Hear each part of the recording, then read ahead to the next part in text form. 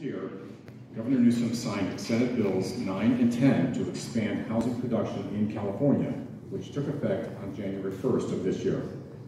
Long Beach residents have concerns about the loss of city zoning control and the impact on neighborhood character, new construction, increased density, and the environmental effects. How will you balance concerns about the need for housing with the desire to protect current residents' quality of life? Josh, you're up first.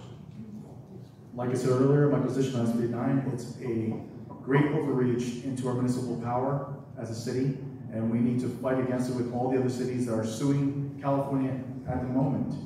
Because again, we know what's best for Long Beach. We know that if we build an apartment building, we need adequate parking to have there. SB 9 and SB 10 take that away from us. We're going to see our suburbs dissolved. So we need to fight this, period. Thank you.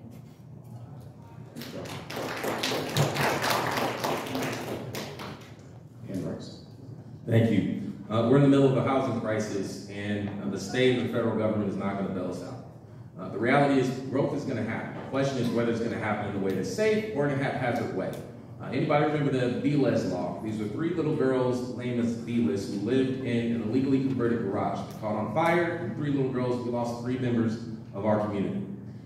Growth will happen one way or the other. We have to be smart and prepare for it. But there's a natural tension with the state. The state sees jurisdictions, not necessarily Long Beach, that are not doing the right things, and they take away local control. I support local control, but we have to acknowledge that we're going to have to get engaged with the state in order to protect our local control, and we have to remain proactive. When SB 9 and SB 10 came forward, when this initially came forward, I was president of SCAG, Southern California Association of Governments. I met with the author, I went with the governor's office. We took a position, oppose unless amended. We actually got some of those amendments in there. One of them said that you needed to have a local vote of a local ordinance before it went into effect. Because the reality is you have to show leadership. You can't wait till the last minute to say, I oppose this when it's already done and the legislature was already voting on it. So we have some protections now because local government stepped up, engaged with the state to protect us. That doesn't take us off the hook. We need to preserve our character of our neighborhoods, but we've already done a land use element that shows where we can build. It won't be built unless we have local sources of revenue, like we used to have redevelopment, to build housing for seniors and other things. The last affordable housing deal that I did in my district, 61 units for seniors. Much of it was funded by redevelopment dollars, legacy redevelopment dollars left over. There's 61 seniors that now have housing that didn't before. So we have to lean in and embrace the issue. We can't ignore it because the state and the federal government, they're not going to save us. If anything, they're going to continue this attack on our local control. We have to be responsible for our city and think about the future. Thank you.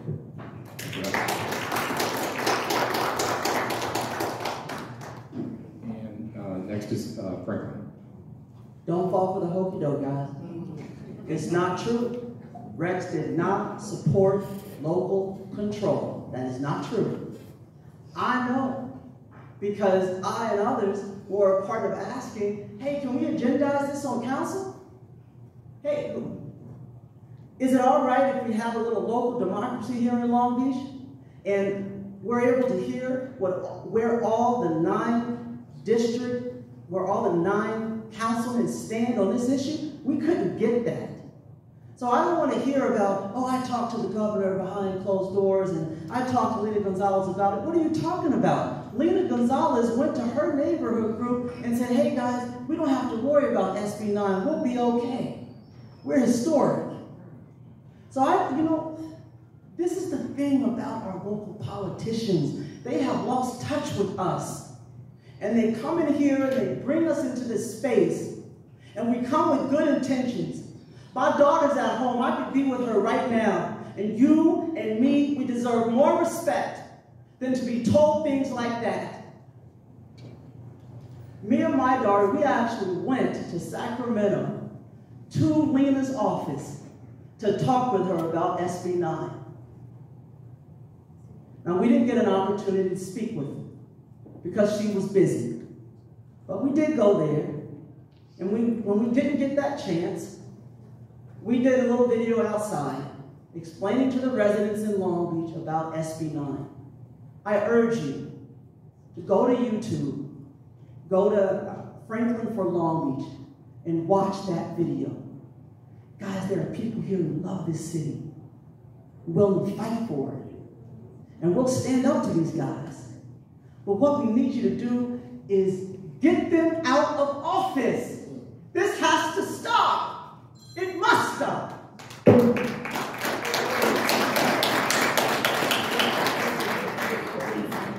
Thank you, Franklin.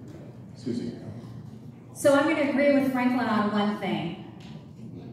When you're the mayor and you're running for mayor, everything you say should be based in fact and true.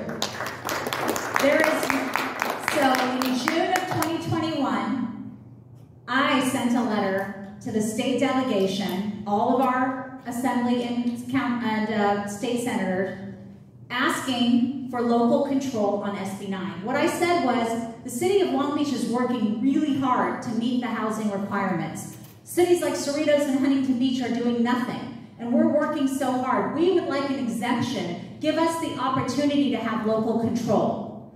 That letter was not met with warm and fuzzies, and someday I might share with you some of that correspondence. It was not pleasant. But I will tell you that after that, an item was brought to council to oppose SB 9 officially and ask for local control. Vice Mayor Richardson voted against it, and while he might try to dance up here and say, I voted against it because of this or that, he did not once at the city council ever publicly state any concerns with SB 9 because it politically was not favorable for him to do so. There are many people who stood up and did the right thing for SB 9. And what we said is just like ADUs, just like our LUE, we worked hand in hand with our residents to try to establish policies that made sense for the city of Long Beach. Open space, parking, density, and height. And the state just came in and superseded everything we did on a local level and took away our ability to be able to weigh in on projects. And now in La Marina, we have an 11-unit ADU that's built on a single-family residence at market rate. That is not the intent of the legislation, and we've lost local control. All we can do is a ministerial review. We can't even get in there and weigh in. And Franklin, with all due respect, English is my second language, but don't throw the baby out with bathwater. Yes, I'm an elected official, but my votes stand on their own and my work stands on its own.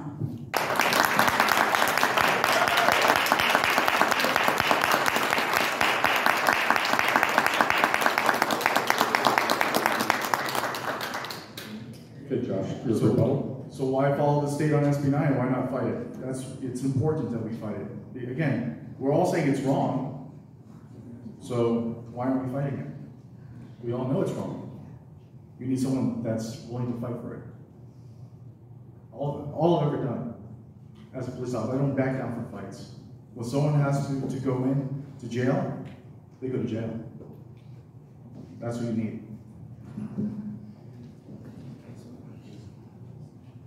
Okay, Susie, your rebuttal first.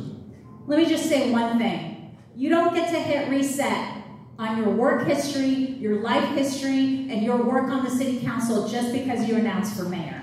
It doesn't happen that way. Please, I'm asking you, look at people's voting record, look at people's words, go and Google tonight, research it. Type in ADU Susie Price, ADU Rex Richardson, SB 9 Susie Price, SB 9 Rex Richardson.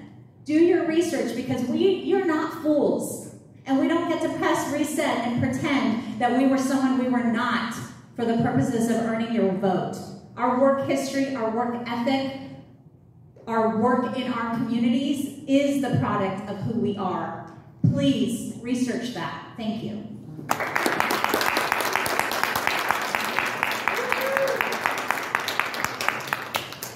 Okay, Franklin, your rebuttal. I think Susie took care of it.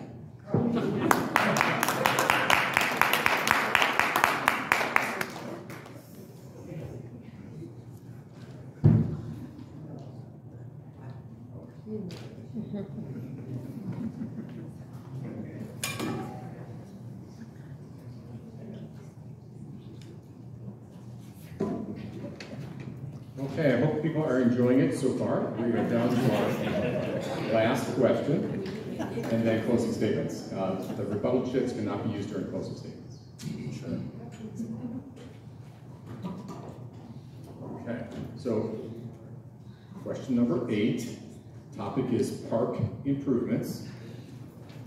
And the order will be Franklin, Susie, Rex, and Josh.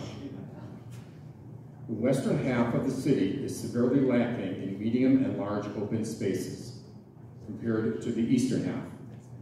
We know urban forests absorb pollution, but the western half of the city suffers from the worst pollution compared to the eastern half. What are your intentions regarding this critical park imbalance? Franklin? When you're raising a family in Long Beach and you're a father or mother, you really realize how important our parks are. When I was raising my daughter, we were always at the park. And even at some of our open spaces at Cal State Long Beach. Now, there was an incident with the coyote up there, but I don't have the time to go into that.